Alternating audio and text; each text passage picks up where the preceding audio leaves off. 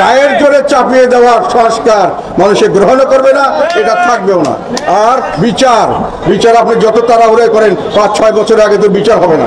এখন আপনি বলছেন সংস্কার না করলে, বিচার না করলে আমি নির্বাচনে যাব না। এখন প্রশ্ন আসে, ওনারা যদি নির্বাচনে না যান, শুধু যদি বিএনপি এখনো বলেনি যে নির্বাচনে যাবে, তাহলে কাকে নিয়ে সরকার নির্বাচন করবেন? একদলীয় নির্বাচন তো হবে না। তখন প্রশ্ন আসবে যে আমরা তাহলে নির্বাচন করবো কিভাবে? কোনো দলই তো আসতেছে না নির্বাচন।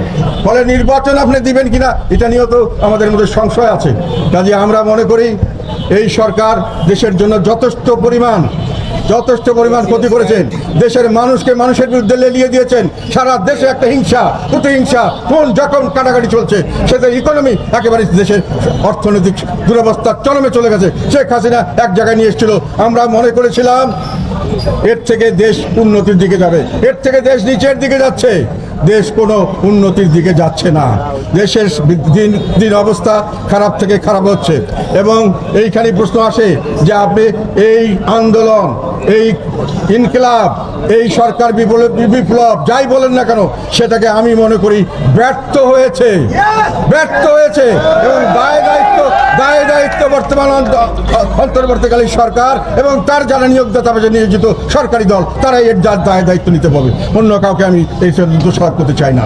এরা এবং ব্যর্থ হয়েছেন। এবং সেটা কিভাবে প্রমাণ হলো, যান রিক্সাওয়ালাকে জিজ্ঞাসা করেন, যান রিক্সার যারা উপরে বসেন রিক্সার তাদেরকে জিজ্ঞাসা করেন। আপনারা মিল ফ্যাক্টরিতে যান, ফ্যাক্টরির মালিককে জিজ্ঞাসা করেন, ফ্যাক্টরি ওয়ার্কারকে। শপিং সেন্টারে যান, শপিং সেন্টারে মালিককে জিজ্ঞাসা করেন, দোকানদারদের জিজ্ঞাসা করেন, যারা কাস্টমার তাদের জিজ্ঞাসা করেন। কি বলবে? বেশিরভাগ মানুষ আমরা দেখেছি দিন দিন এই সংখ্যা বাড়ছে, বেশিরভাগ মানুষ বলছে আমরা আগেই তো ভালো ছিলাম। অর্থটা হলো এখনকার চেয়ে ভালো, তখন আগে যেটা ছিলাম সেটা ভালো ছিলাম বলা যায় না, এখনকার তুলনায় ভালো ছিলাম। এখন যদি বেশিরভাগ লোক এই কথাতে যায়, তার মানে বেশিরভাগ লোক বর্তমান এই পরিবর্তন, বিপ্লব, সরকার বিরোধী আন্দোলনের সাফল্যে তারা কোনো খুশি হতে পারছে না। যদিও মানুষের মধ্যে একটা স্বতঃস্ফূর্ততা ছিল এই সরকারকে পতন করানোর পরে একটি সুন্দর দেশ হবে, যে দেশে সুন্দর একটি নির্বাচন হবে, যে দেশের মানুষ বৈষম্য থেকে চিরদিনের জন্য মুক্ত হবে, যে দেশের মানুষ অত্যাচারিত নিপীড়িত হবে না। এই অত্যাচার নিপীড়নের বিরুদ্ধেই তো আমরা সংগ্রাম করেছিলাম। দীর্ঘদিন আমরা চেয়েছিলাম এরকম কর্তৃত্ববাদী সরকার যেন না থাকে। সবাই তো এক হয়েছিল, এখানে কোনো দল মত নির্বিশেষে ছিল না। এই ছাত্রদের পিছনে দাঁড়িয়েছিল তাদের অভিভাবকরা, এই ছাত্রদের পিছনে দাঁড়িয়েছিল তাদের প্রতিবেশীরা, তাদের টিচাররা, সব তাদের উপরে যা গভর্নিং বডি, বিভিন্ন অফিস, বিভিন্ন আদালত, বিভিন্ন জায়গাকার মানুষ, শ্রমিক, কৃষক, ব্যবসায়ী, বিভিন্ন শ্রমিক, বড় বড় দোকানের মালিক, বিভিন্ন শপিং সেন্টার, সবাই তো আমি দেখেছি এই সরকারের পতনের সময় তারা খুশি হয়েছে। তারা চেয়েছিল এই সরকার দলমত নির্বিশেষে। কিন্তু আপনারা যখন একক কর্তৃত্ব নিয়ে ফেললেন, সবাইকে বাদ দিলেন এবং এক করে আপনার নিজের ইচ্ছা মতো মানুষকে দোষর বানিয়ে দিলেন, মানুষকে ফেসিবাদ বানিয়ে দিলেন, অত্যাচার অনাচারে দেশ ভরিয়ে দিলেন, প্রতিহিংসা খুনাখুনি দেশ শেষ করে দিলেন, তখন তো আপনাদের আমি আর কৃতিত্ব। জাতীয় পার্টির চেয়ারম্যান জিএম কাদের তিনি যে কথাগুলো বলেছেন 100% সত্য।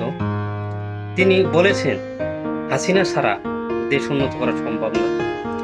হাসিনাকে নিয়ে তিনি কিন্তু কথা বলেছেন যে হাসিনা দেশের জন্য অনেক কিছু করেছেন, দেশকে উন্নত দিকে নিয়ে গিয়েছিলেন।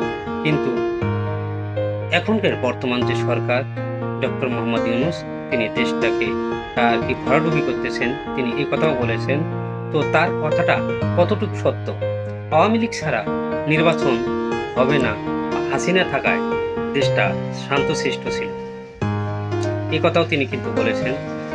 হাসিনা দেশটাকে উন্নত করেছেন, অথচ ডক্টর ইউনূস এসে দেশটাকে আরো লসের দিকে নিয়ে যাচ্ছে। যে লুটতরাজ, চাঁদাবাজি, খুন খারাপি চলতেছে, তাহলে দেশের উন্নতি কোথায় হল? হাসিনাকে আপনারা খারাপ ভেবে দেশ থেকে তাড়িয়ে দিলেন, অথচ যে ডক্টর ইউনূস তিনি দেশে আসন পেতে বসে আছেন, সে দেশটাকে ডোবাইতেছে। এ বিষয় নিয়ে আপনাদের মতামত কি সেটা একটু কমেন্ট করে জানাবেন। সবাইকে সাথে থাকার জন্য ধন্যবাদ।